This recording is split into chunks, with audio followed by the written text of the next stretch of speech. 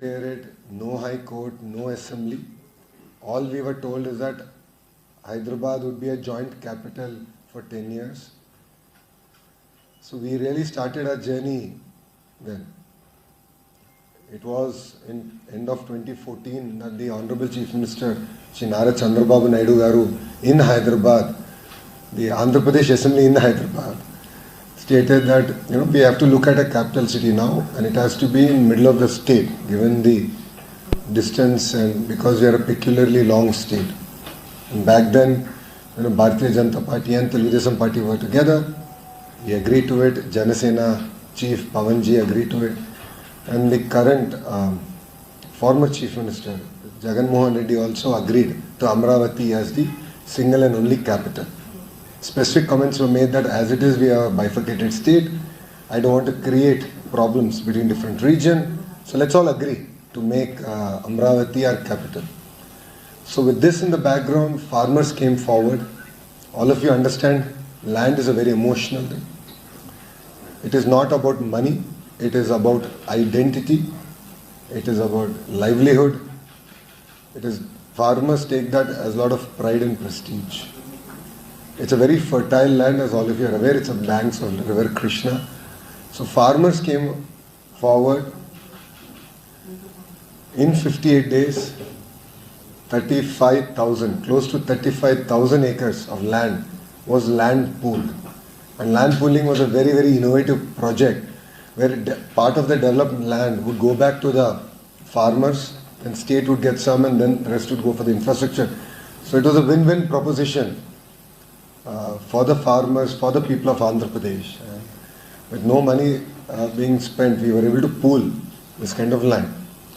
Then the Honorable Prime Minister Shri Narendra Modi ji came down. There was delegation from Singapore, Japan, who were doing the master plan of the city, and then we started a journey about building our capital city.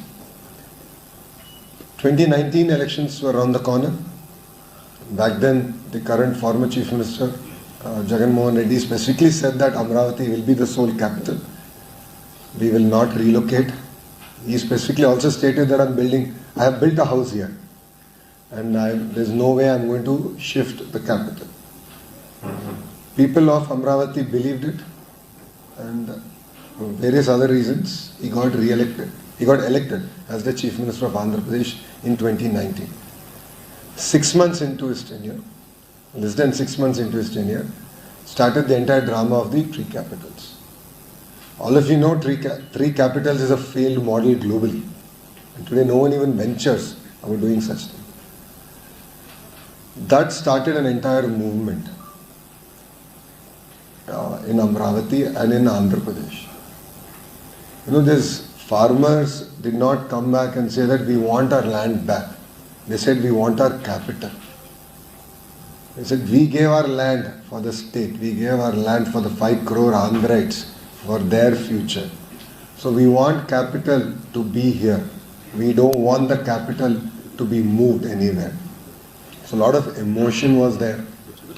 You have seen visuals also behind me where farmers, especially women, were protesting peacefully. There was never a law and order issue. They were protesting peacefully.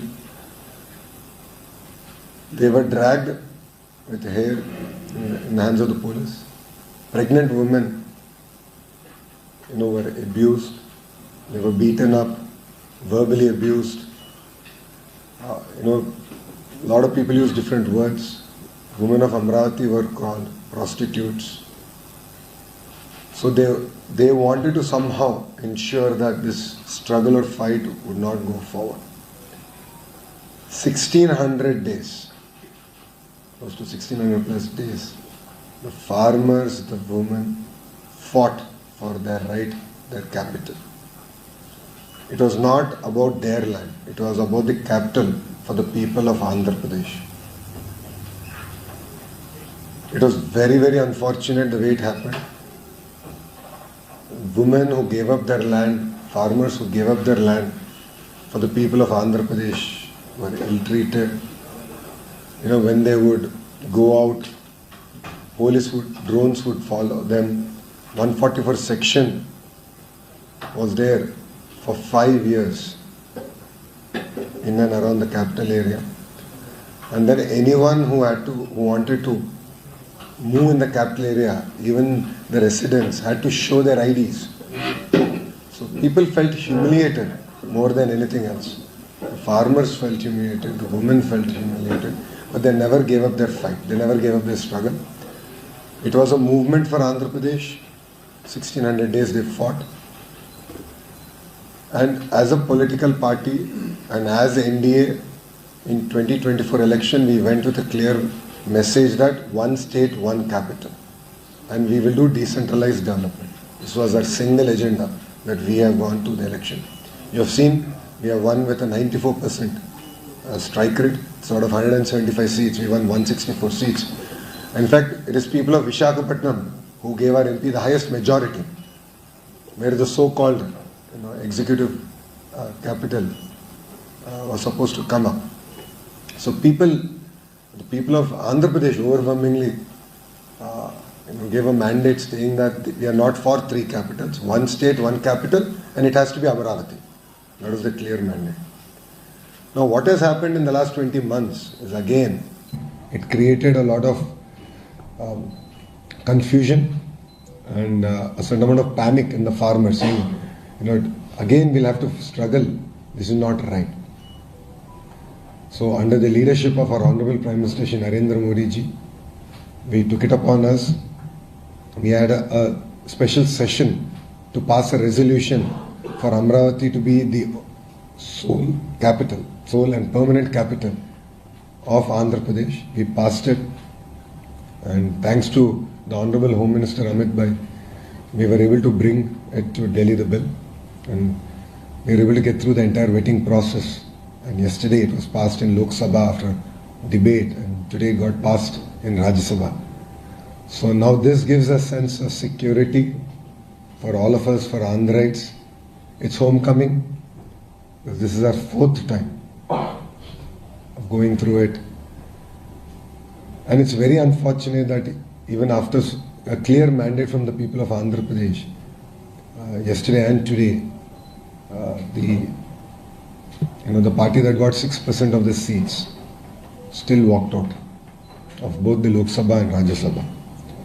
So I would like to thank the citizens of India. They stood by us. They gave us a lot of strength.